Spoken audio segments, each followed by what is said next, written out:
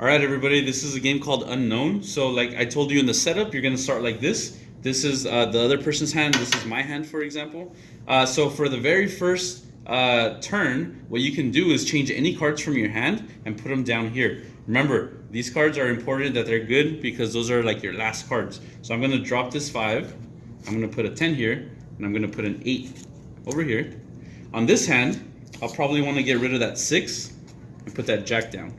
Now, whoever has a 2 or a 3 will start first.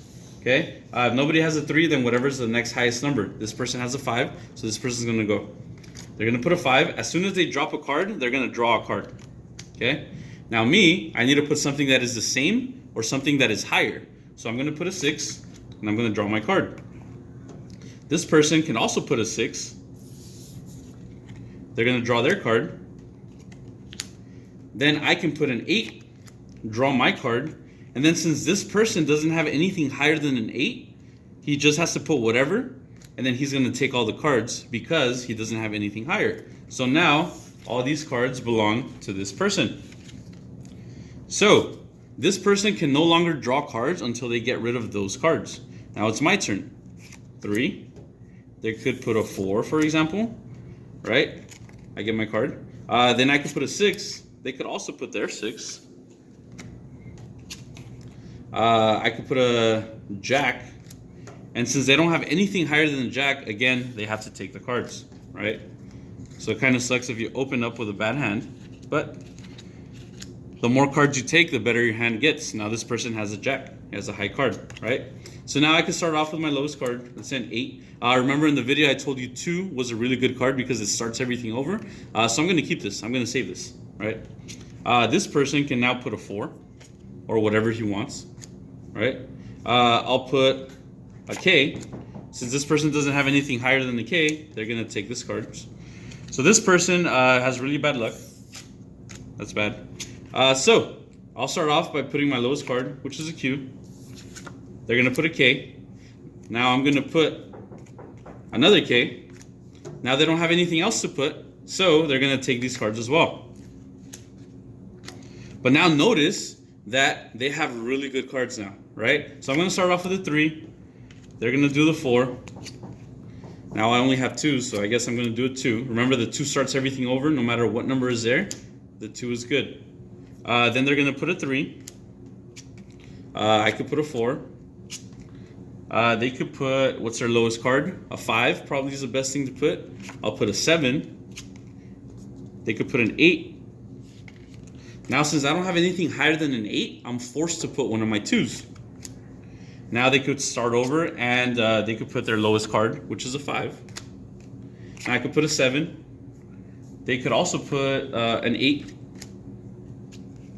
Now I could put a king. They also put a king. I have to put my 2 now, so I'm going to put a 2. Usually it's best to put your lowest cards because you want to get rid of those. So they're going to put a 5. That's the lowest card they have right now. And now we actually drew a special card, a 10. Remember, the 10 burns everything. So now this 10 removes these cards from play. Now these cards are not playing anymore, and we start over. Because I put the 10, now it's the next person's turn. So they're going to put a 6. I could put a 7. They could put a jack, which is their next lowest card. I'll put an ace, right? And then they don't have anything higher than an ace, right? So they're going to take these cards. So now all these cards are his again, right? And we start over. So you're basically doing that until your hand runs out. Once your hand runs out, let's say that there's like a 5 right here, right? Now that your hand runs out, you can start putting these cards that you have on the table, right? So right here, if it were my turn, I would put a 9. This person might put a jack because he wants to be strategic. I'll put a jack as well. Then this person will put a 10. These cards are all burned, right? Because the 10 burns all the cards. Now I have to put my Q. This person puts an 8, but since 8 is smaller, they take these cards, right? So now these cards are theirs. Now I get to play my unknown cards. So I pick any random one. I don't know what they are, right? It's a Q. Good luck for me, right? They put their Q. Now I put another one of my unknown cards.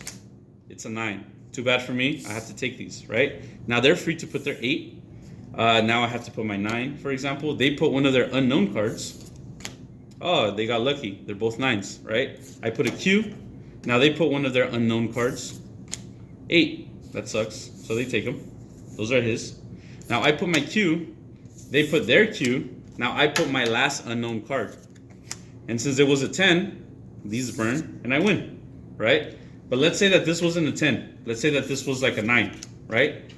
Then I would have to take them. And now, whenever I'm rid of these cards, that's when I win, right? So that's how you play the game unknown. You can play this with multiple players, not just 2 players. But yeah.